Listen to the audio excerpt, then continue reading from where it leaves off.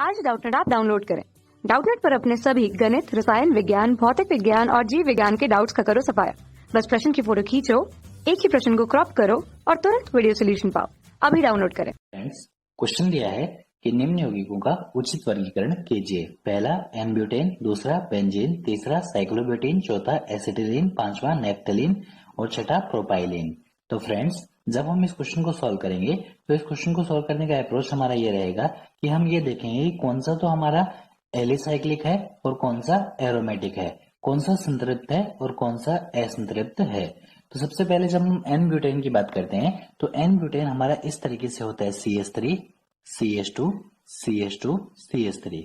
तो यानी कि यदि हम इसके अंदर में देखा जाए तो ये हमारा एक ना ही तो ये चक्रीय यौगिक का सीधी रेखा वाला एक यौगिक है, मतलब इसकी श्रृंखला जो है वो सीधी श्रृंखला वाला यौगिक है।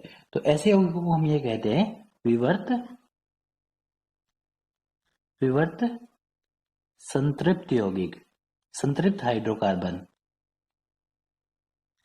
या यौगिक। उसके बाद में जब हम बेंजीन की बात करते हैं तो बेंजीन की संरचना जो है वो कुछ इस प्रकार से होती है। अब बेंजीन जो है वो एक तो चक्रीय यौगिक है, चक्रीय यौगिक होने के साथ में इसके पास में 6 पाई इलेक्ट्रॉन भी है। 6 पाई इलेक्ट्रॉन का मतलब है कि अक्कल रूल को फॉलो कर रहा है और चक्रीय यौगिक है एरोमेटिसिटी की पहली कंडीशन। उसके अलावा इसके अंदर में प्रत्येक कार्बन परमाणु का हाइब्रिडाइजेशन sp2 है और इसके अलावा ये संयुग्मन तंत्र भी इसके अंदर में उपस्थित है, संयुग्मन तंत्र भी इसके अंदर में उपस्थित है। इसलिए हम ये कहेंगे कि ये यौगिक जो हमारा होगा वो हमारा एरोमेटिक यौगिक होगा, एरोमेटिक यौगिक होगा। उसके बाद में दोस्तों हम बात करते हैं साइक्लोब्यूटेन की। साइक्लोब्यूटेन की जब हम बात करें तो साइक्लोब्यूटेन हमारा इस तरीके से होता है, ये चक्रीय तो है लेकिन इसके पर ये हकल रूल को फॉलो नहीं करता है क्योंकि इसमें सिर्फ कितने इलेक्ट्रॉन होते हैं, हकल रूल को ये फॉलो करता है क्योंकि हकल रूल के लिए 4n + 2 पाई इलेक्ट्रॉन चाहिए और इसके पास में 2 पाई इलेक्ट्रॉन होते हैं।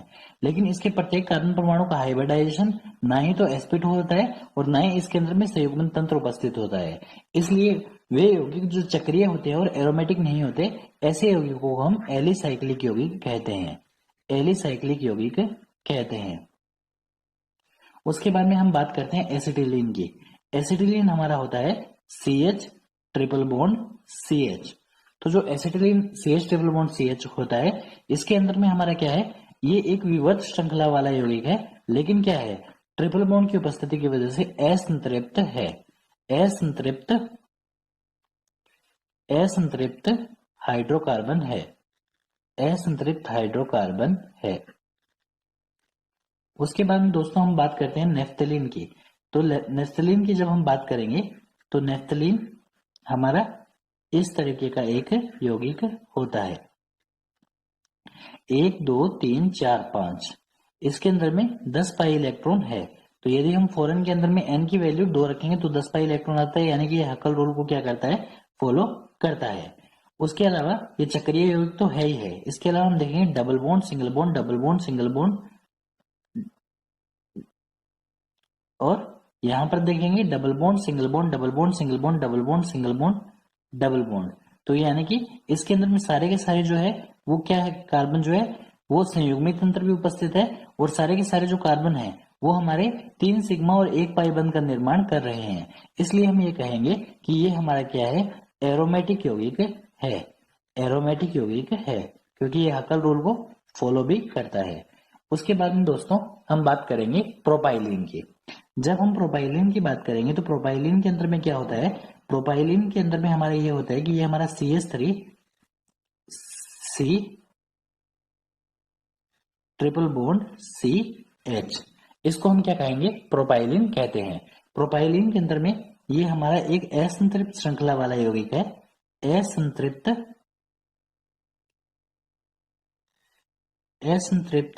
श्रृंखला वाला यौगिक है।